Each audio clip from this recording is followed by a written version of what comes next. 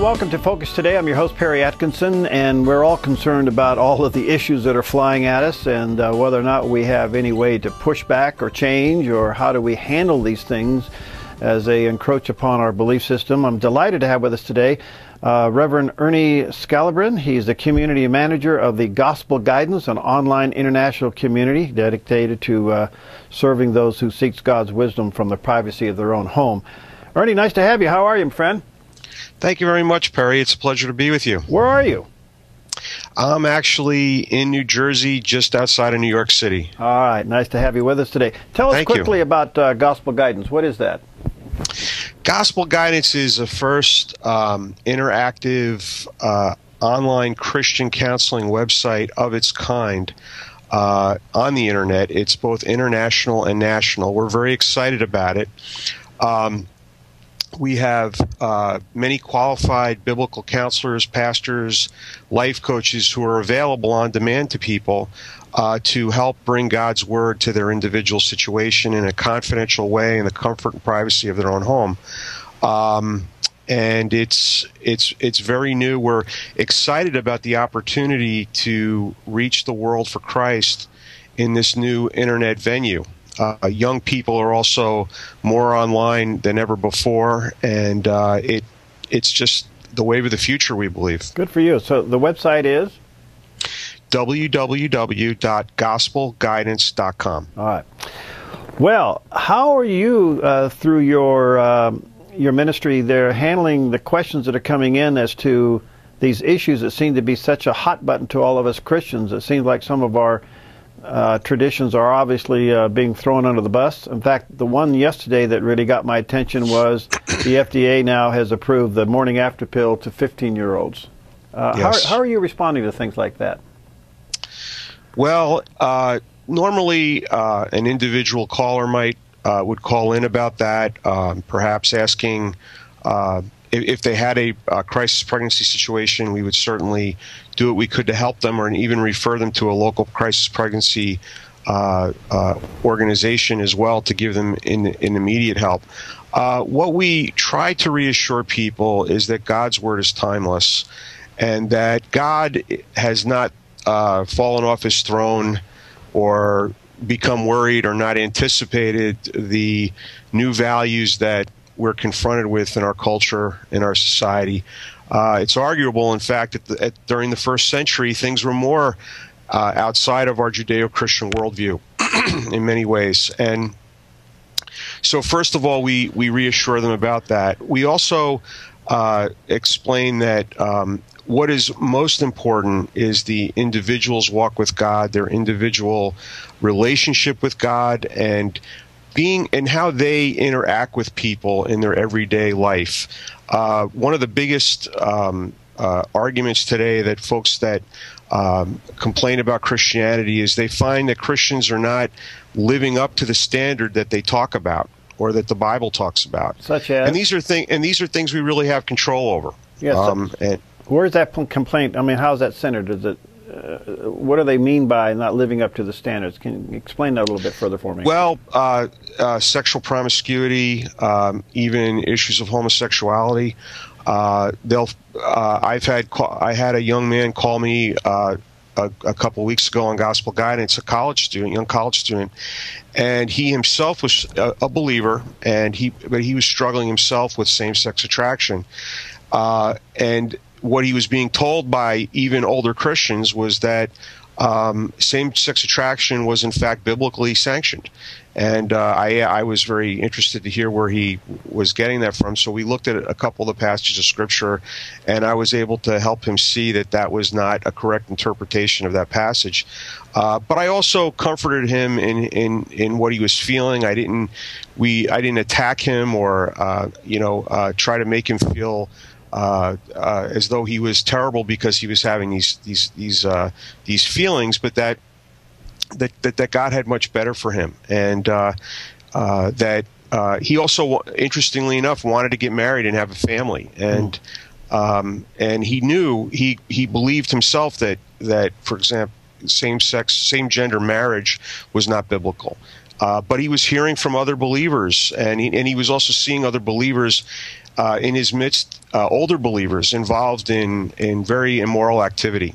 And I've even heard that with kids with drug abuse as well, using drugs. All right. Now, you really kind of touch on the core nerve. It seems like to me that within Christendom, we haven't clearly defined the biblical mandates as it relates to these issues. I mean, if we have a part of our if we have a part of our brother and sisterhood that's saying homosexuality is okay, and the Bible says it's not, we got a real problem.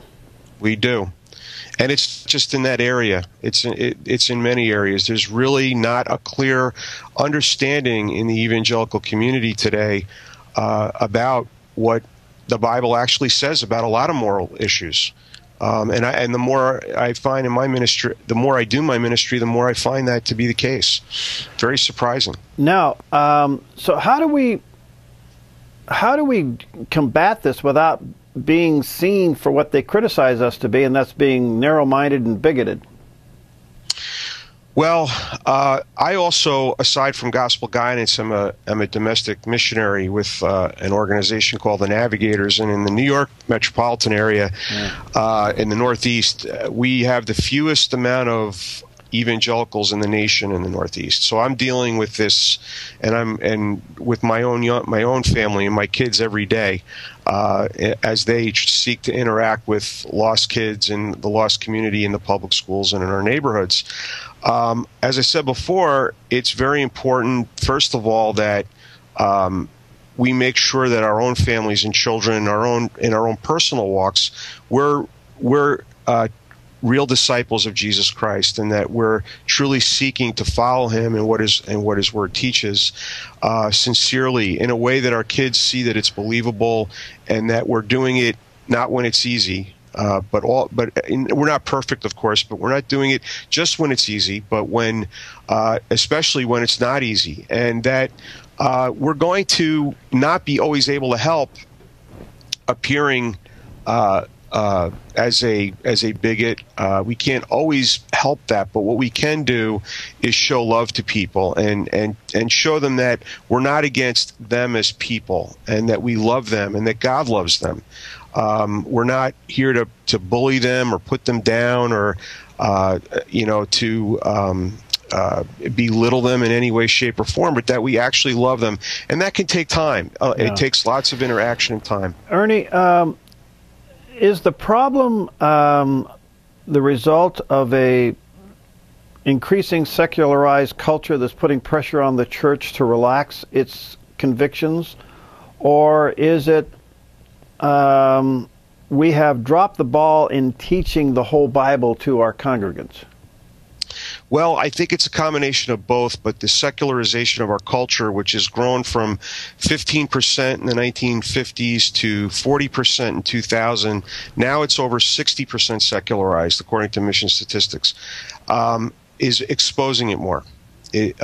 But the bigger issue, as the Word of God says, judgment begins with the house of the Lord. And so it's very clear that we're not able to withstand the secularization tempest, so to speak, because of the lack of, in my opinion, proper discipleship of new believers and of believers. We lose many young people. I believe the statistics is 70% of young evangelicals, when they go off to college, lose their evangelical framework of faith and conviction, and they walk away from that. And much of it is because they're not prepared how to answer those questions, and they don't know what the Bible says, and there's not a clear, strong enough teaching for them in that area. Well, I guess it could be said that the increase of the secularization of our culture is a result of the church basically losing its saltiness and maybe not being the light. So it's a combination of the two. But have we completely flipped? I mean, think about this. We got a president for the first time, sitting president, addressing Planned Parenthood, and then invoking God's blessing upon them for murdering over 300,000 babies a year, while the Gosnell trial is going on. We got states sanctioning marijuana and same-sex marriage. I mean, we've lost our minds. Yeah. Well, that's so true. And again, it does go back to not only a lack of proper biblical teaching in the evangelical community, but also in the more nominal Christian community. There is somehow this notion that it's almost Christian to look at in the nominal Christian community, to look at the whole abortion issue as it being, you're looking out for the rights of women. So that would be compassionate and biblical in their worldview, even apart from the secular worldview. And I think that's why President Obama thinks that that he's perfectly in line with the Christianity that he grew up with. Of course, that's not all that motivates him, but to invoke God, because he thinks he's being compassionate to the poor and those that are outcast and downtrodden, and he sees women's rights as an issue of helping the downcast, and which of course would be something that Jesus would have been in favor of. And so I think they see that as consistent, but of course it's not. All right. So people that you minister to are primarily, for whatever reason, aren't really active in a church or can't be. Both. I mean, they would be both. We both. have both, and we're so we. No. I'm sorry. No, I was going to say it's fine. So I'm out of time here, but it's gospelguidance.com. Yep. And check it out. And Ernie, thanks for what you do. What a great resource and service you guys provide. Well, thank you very much, Perry. We really appreciate this opportunity to share about it with you. All right. We'll have you back soon. Thanks. Great. Okay. Thank you. All right. We'll be back in a few months.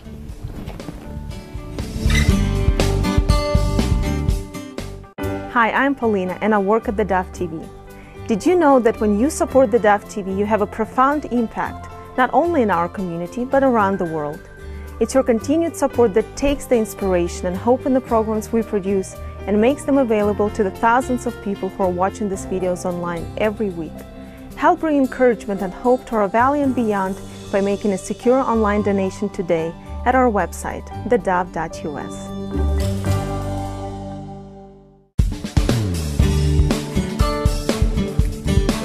All right, we're back, and have some special guests in the studio with us right now. And we have Sally Buck and Mike Hill. They're members of the ASSE, which is the American Society of Safety Engineers, and they're here to share with us about a very special event coming up. Mike and Sally, nice to have you. Thank you. Thanks for having us. And you got the big bus coming, huh? You bet. What is it? Well, it's a big safety tour. We're visiting 4 different businesses in Southern Oregon that are safety-minded businesses. Asante Occupational Work Health, Adroit Constructions Project at the SOU, Spectrum, Timber Products Spectrum Division, and Biomass One. Wow, good for you. Well, Sally, what is the organization? What do you guys do? The American Society of Safety Engineers is one of the largest safety organizations in the world, and we have a Southern Oregon chapter and have for many, many years. We have about 65 people locally who are safety professionals or who have an interest in occupational safety and health. All right, and we all are concerned about safety in the workplace. I'm seeing more and more people now become aware of this.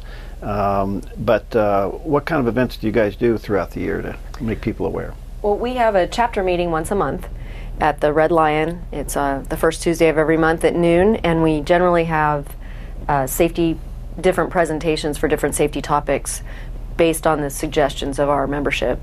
And we also hold the Southern Oregon Safety and Health Conference in October every year. It's a nationally ranking safety conference, but we hold it locally.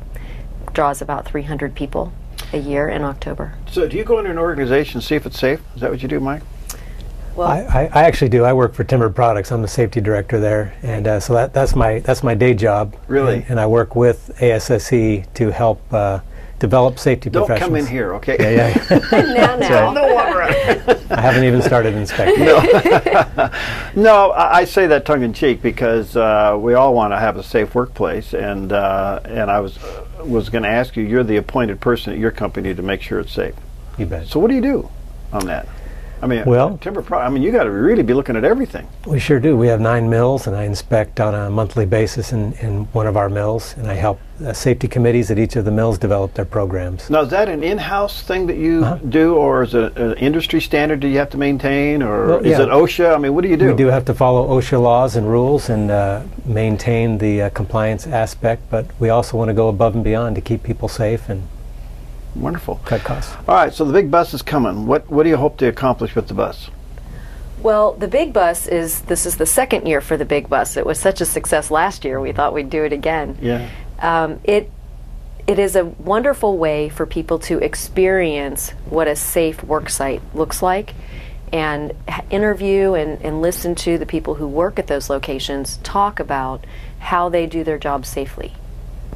So it helps all of us who are safety professionals every day anyway go someplace else and learn from what they've done, or pick that one gem. The other interesting thing about Safety Express this year is the lunchtime conversation will be John Underwood, and so that will be a wonderful. Who's he? He's the HR manager at Timber Products. Okay. All right. And we'll let Mike talk about that. Yeah, he's going to be teaching about organizational health, leadership through organizational health, through kind of building the foundation in any organization through healthy relationships. And well, I can't help but think the insurance industry would be happy with you guys, you know. Oh, absolutely. The medical industry, the fire industry, and they the all list goes partner with us. Yeah, and to make sure that you guys are, and let's not forget the workers that and the get workers, to go home every day without getting hurt. That would be the most important piece. Yeah, the families, obviously. So, all right, one more time, Mike, because you got the bus coming next Tuesday, actually a week from next Tuesday. Right. And you're going to have it at several locations. Run that down again.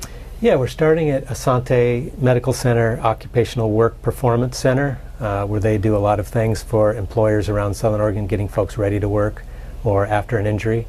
We're heading to an adroit construction project at the SOU campus. They're building a dorm. Oh, yeah. A new dorm building. That's a big project. And, adroit Construction is one of the safest companies in Oregon, one of the most safest construction companies there is.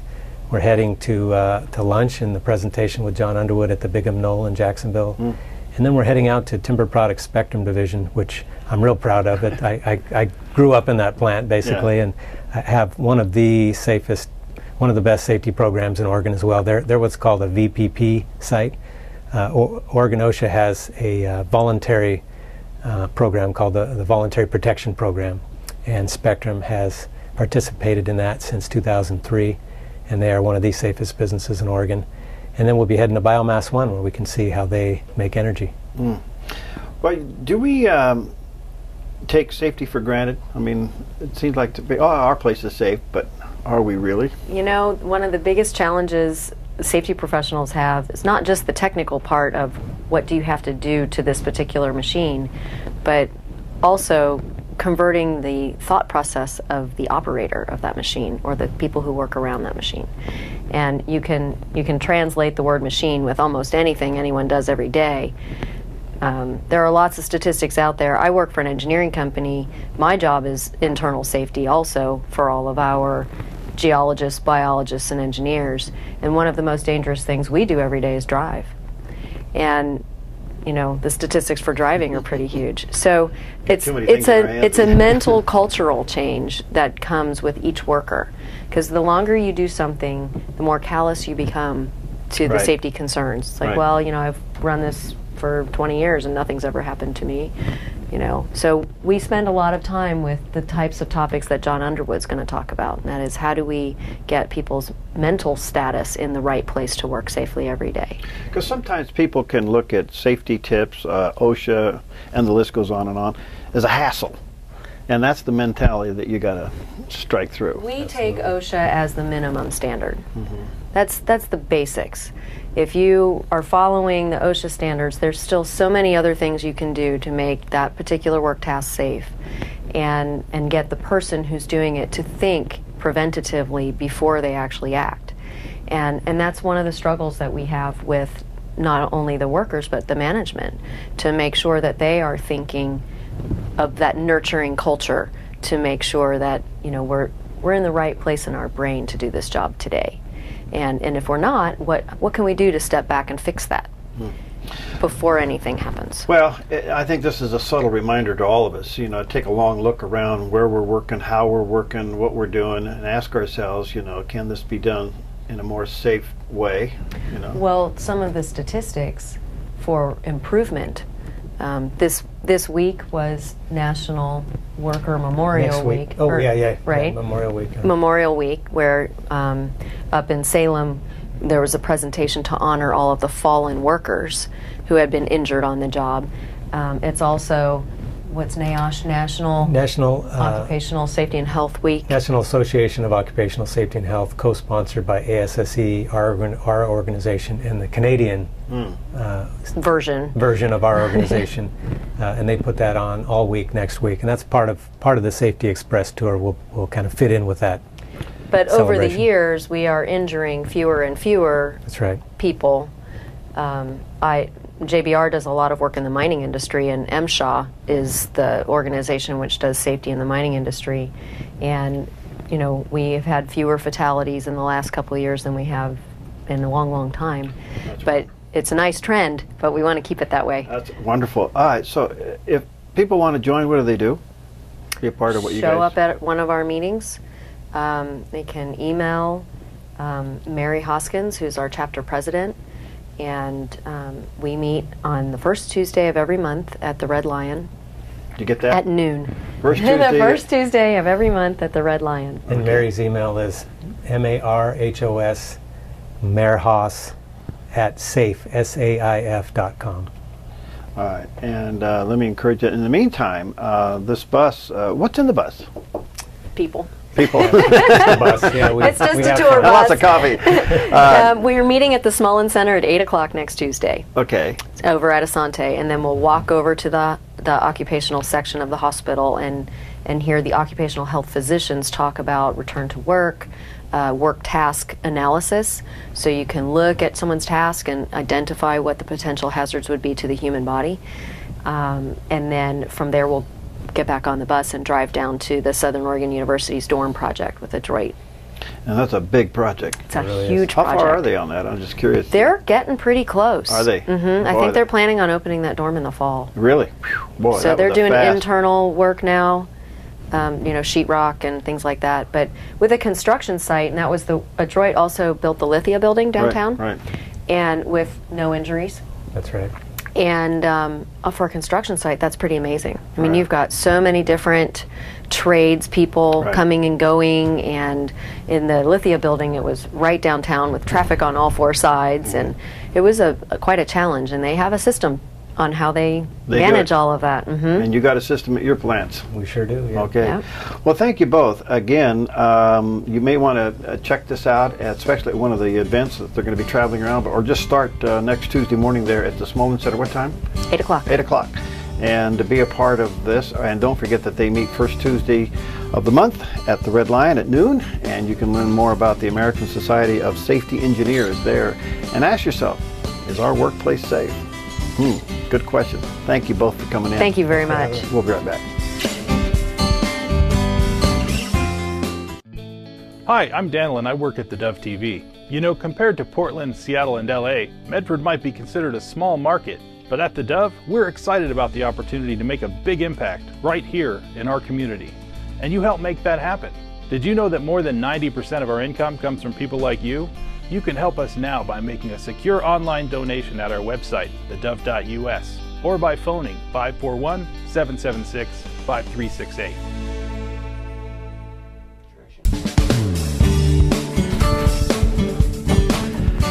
Delighted to have back in the studio with us Daniel Ogan. He's a consultant, a teacher, an artist, a therapist, and just an all-around nice guy. Nice to have you, Daniel. Good to see you again. Thank you. And you head up the E-Agency. Yes, sir. What is that?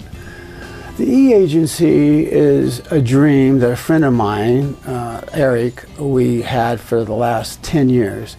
I met Eric when I was working at North Valley High School as a counselor there, and we would dream about an agency that would have a strong Christian background, that we weren't bound by, you know, all the different systems, the fragmentation of the systems that are actually not working at all, And while we were at North Valley, the work we were doing, we had a lot of absolute positive feedback on this. And we were actually giving a lot of good Christian values right there within North Valley. Wow. And so that's where that started off. And that's been like 7 years in the making. And so we've taken a leap of faith, and this is what we're doing now. Well, bless you for doing it. Thank you, Perry. That's good. And we have his information here if you need to get a hold of him. I want to talk about the subject of intervention. Mm-hmm. I've been involved with a couple of them, and one was very successful and two were not. One ended up pretty bad and the other one just ended, didn't go anywhere. First of all, when do we know that an intervention should take place? At what point in the problem do we realize, uh-oh, we got to stop and intervene here? That's a good question. There are many different kinds of interventions. Sometimes people think of interventions as the last step. Right. You know, when things get so bad that they have to do something. But interventions can be, for example, parents come home, they find their son has some marijuana maybe. Mm-hmm. And they're concerned, wow, what are we going to do with this? Now, that's an intervention also. I mean, let's deal with this right here. Let's find out and deal with it right when that starts. That's a certain kind of intervention. Then you have the intervention that most people think about is when somebody is completely, you know, off the grid, losing their jobs, losing relationships. That's a different kind of intervention. So each intervention has its process. And so you'd have to work differently with those. And you were mentioning some of them that failed. You know, I don't know exactly the circumstances, yeah, right. But... Well, and I think you're right. I think sometimes we look at interventions as the last draw when it's mm-hmm. not. It could be very much part of the process. And how you intervene is you know, be determined by the circumstances, obviously. But what is your personal approach to intervention? How do you look at it? I look at intervention as something you have to plan out exactly. You have to know what you're going to do before you start it, or it is going to fail. I can give you a recent example. There was this young man, he's 19, and he started getting into opiates, pills, and it led to heroin. His family, of course, were absolutely just blown away when they found this out. I mean, they knew he had a problem, but it's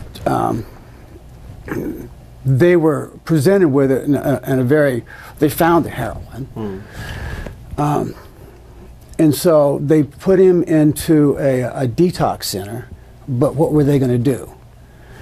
He was very reluctant. Most people are reluctant. They don't want to go to a treatment facility at all. So it took about a week for me to plan this out. The planning was the most difficult part because everyone had to be on board 100%, no room for error. Because if you're not going and determined how it's, you're going to have plan A and plan B, mm-hmm. and you have to stick with it. And so it worked out, but you know, we thought, I mean, working with a family, first of all, you're working with a family, and you actually write scripts for everyone, where everyone sits, you have their bags packed, you have the ticket, you have the place, everything is set. Right. And, you know, before you even start.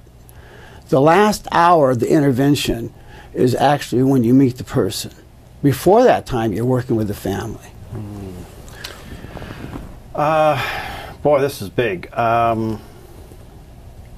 Do we, well, let me back up. It would appear to me that families might overreact. All of a sudden they find out that their child is involved in drugs, and they overreact, and they have that initial intervention there.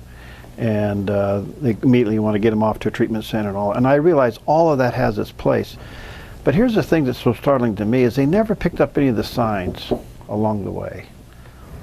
I mean, all of a sudden they discover the let's say the drug in the bedroom or something, and there was no indication, or at least they didn't pick it up, that the child was involved in something, when all along the relationships were falling apart, the anger was beginning to change, the dress was beginning to change, and the list goes on and on and on. Do you find that to be kind of stunning at times? Well, Yes. you're a counselor, but you see it all the time, but you know. There is one word: denial. It is very difficult to come to that reality, to actually accept it. To accept that someone you love is going downhill. And from our point of view, we're thinking, well, didn't you see the signs? And of course they saw signs, but they're thinking it's not that bad. They can work at it in a different fashion, or they could do something differently. And you mentioned something that was interesting. You can overreact or underreact. You know, it's both of them. Overreacting can be just as bad. I mean, you don't want to send somebody to a 6-month treatment facility unless it's absolutely, I mean, that is the last. Right. That's, you know, there's many alternatives. And that is an interventionist, that's what I do. I mean, you know, I look at something and I don't immediately jump on to put somebody in treatment. There, you know, there's different ways of dealing with things. That's the last, you know, I mean, that's a pretty drastic thing to do that. Where does, I mean, you came out of a system that was broken and had a lot of angles to it that you said didn't go anywhere and it was ineffective. So where does your Christian faith and belief come into your work? I mean, you're in an incredible area that God's using you. How does faith play into this intervention process? That is an excellent question. It really is. Without faith, there's nothing. There is no counseling. There is no progress. There's no hope. Mm-hmm. If you are working in a system that looks at people as mechanical or just flesh and blood, which basically that's what the system looks at, there's no hope. Mm-hmm. Faith is the key to it all. For example, if I was, let's just say you were a client of mine, there could be no progress with you and I unless you believed, unless you and I developed a relationship and I created faith. Faith is what's going to get you from point A to point B, even in the secular world. Even, you know, much less the Christian world. Faith is the key to even any kind of counseling relationship. So you got to create that atmosphere where I can look to you, trust you, and in that trust, there's hope that you're going to lead me on this journey of faith to get out of this mess I'm in. Exactly. You've hit it right on the nail head. That has to be established. And how is that established? I mean, if you put it out there and look at it, if somebody calls me up, my son is having a problem, I always tell them this. Your problem is not going to be fixed by me going there and talking to your son or your daughter or your husband. First of all, we have to establish faith and trust, and that's a process. The first set of the process is that I accept the person just as they are. It is what it is, so to speak. And, you know, I don't come in making demands because you're going to have to do this or you must do that. The person, you know, and they are where they're at. And once they see that you have no judgment against them, you're not judging them, you're not putting them in a box, but you're looking at them as a human being, and you're trying to see who they are. They can feel that. Somebody can feel that if you're looking past all this other stuff, but you're looking at the heart, and you're saying, I'm speaking to that healthy part here. Mm-hmm. And that takes a process. Now, that is where the work begins. Mm. Because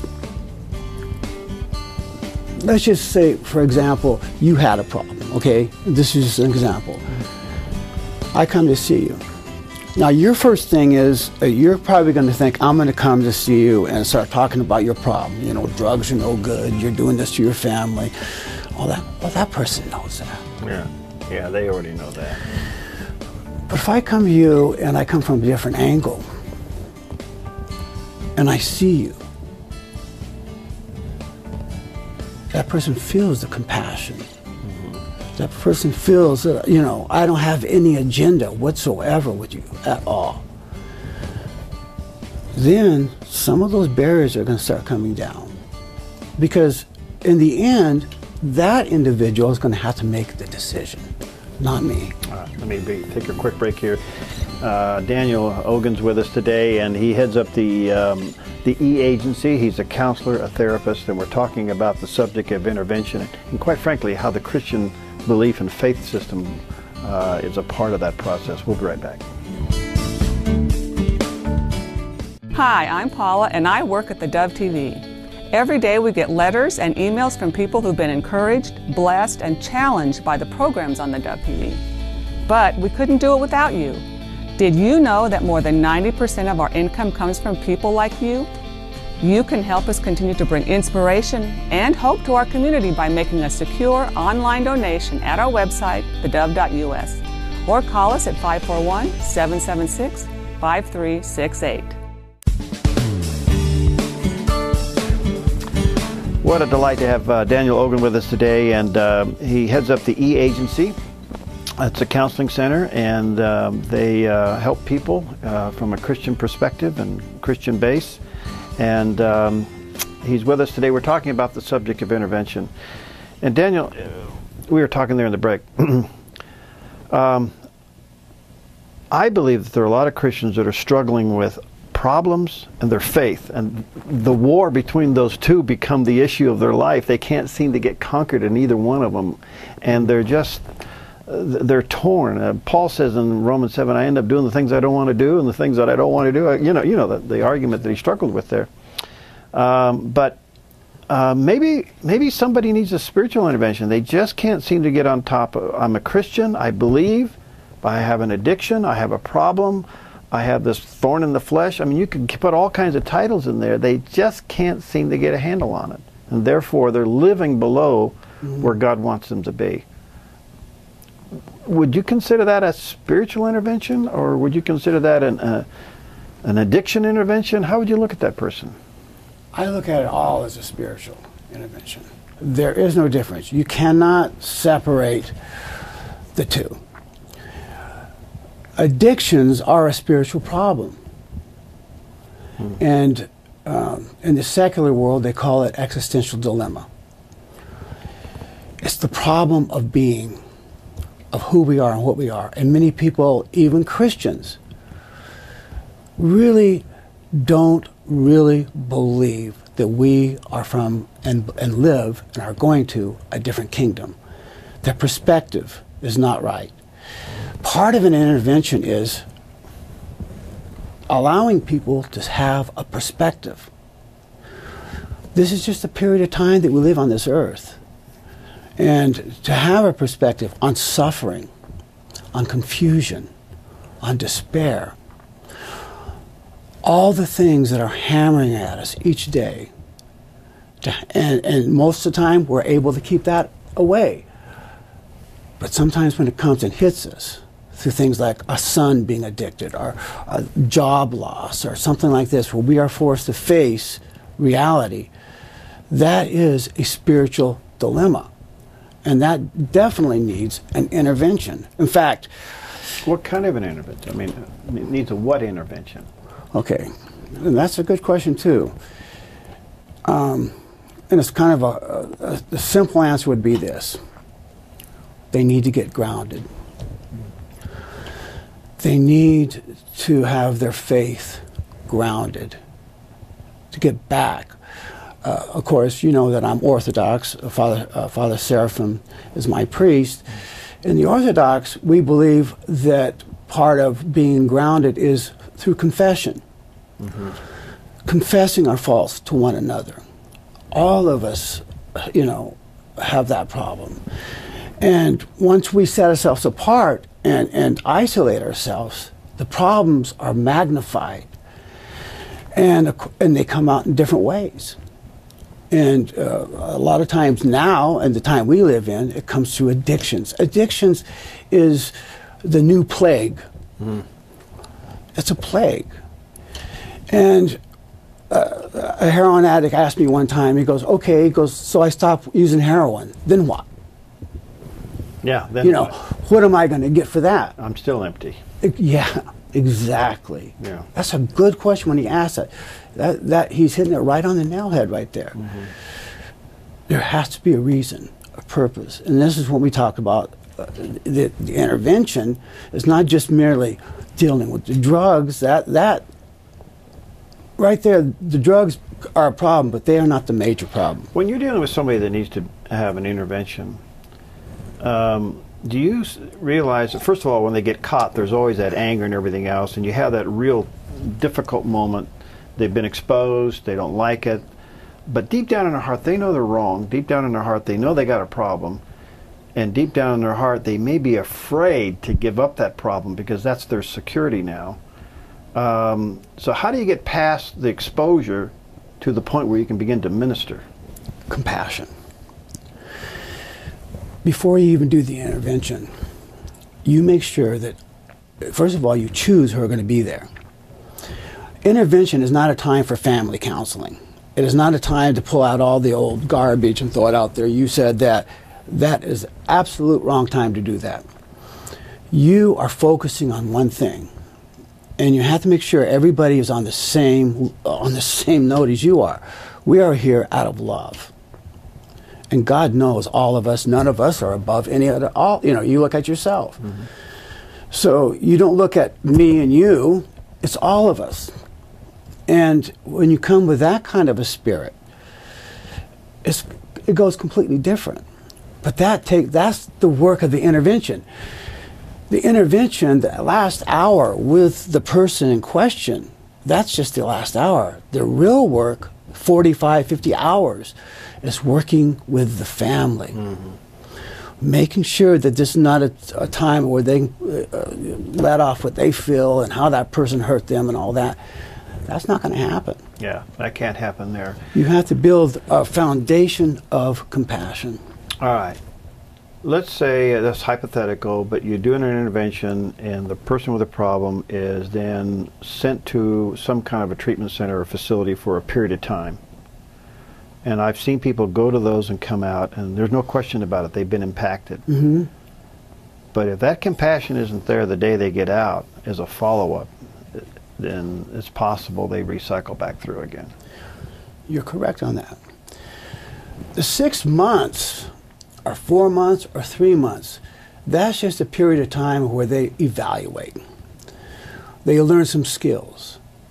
But as you and I know, it takes a lifetime to learn how to battle, to have backbone, to struggle through this earth with dignity and faith.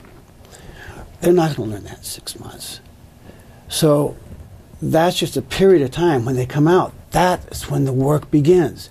That is when they need to be back in fellowship. That's when they need the brethren and the church to put their arms around them. And you know, and out of real compassion, meaning that, you know, like I say, it's a plague. What part of confession plays into their healing and their turnaround? You know, even in the secular world, they have found confession works. But in the spiritual world, what part it plays is you are no longer hiding. You know how much energy it takes to hide things? Oh, a life. It's just incredible amount of energy. When you go to confession, you're not confessing to the priest. You know, that's you are actually confessing to our dear Lord. And you're exposing yourself. You're saying something we should all say. Dear God, I don't have the tools. I have nothing besides you. You are my strength. Like David, that in Psalms, his confession to God always is about, you know, when it comes down to it, you are my rock, you are my strength. And that's what I mean by developing a new perspective on things. And so the intervention is threefold. It's the actual confrontation out of love. It's the period of time where the person isolates themselves or goes through a period of healing. But the real work becomes when he comes back and keeps that spirit of humility. Because that could be a wonderful thing. It does not have to. See, I look at it in the positive. I really do. I look at it, the people that I admire the most have gone through those kind of things and come out of it with a certain humility, a certain joy in their lives, a certain cleanliness. And simpleness. And a simpleness, yeah. Yeah. And, but it's not going to work. And, see, and that is why, with the E-Agency, I no longer have faith in the system. Yeah. I have none whatsoever. I believe if these things are going to be handled, they're going to be handled through God's people, through the church. I believe that too. And, you know, and that is, if you want to say it, that's my calling, you know, and I believe in that. I believe that. The I got about a minute left, but just on the whole process of an intervention and the whole process of turning a person around, it appears to me that when they confess, when they understand that they have a problem and they realize they've been on the wrong track and they confess that, that opens the door. That's the floodgate opening for God to come in. Otherwise, they're still holding it in, and there's this barrier between them and the full healing. I don't know, I'm not the minister or the counselor here, I'm just throwing it at you. You're saying it exactly right. And one of the problems is that we've created a subculture of ex-drug addicts. Yeah. Bring them back in. All of us have sinned and fallen short. Daniel, thank you. And people can get a hold of you at theeagency.net. Yes. Okay. Thanks for what you do. Blessings on you, my friend. Come back soon. Thank you, Perry. Okay. We'll see you next time on Focus Today.